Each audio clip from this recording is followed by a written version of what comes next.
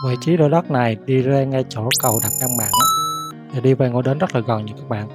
Từ vị trí này mà các bạn chạy ra chỗ nhà hàng Khế Hoàng đó, thì tầm khoảng là 450 mét thôi. Chỗ này hiện tại là có 3 lô, lô mình đang bán đó là lô nằm chính giữa, số 4.9 mét vuông.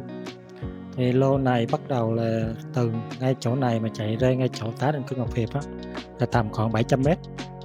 Ngoài ra cái vị trí này bắt đầu là được cấp phép xây dựng nha các bạn, được tặng giấy phép xây dựng 3 tầng, sổ hồng đầy đủ.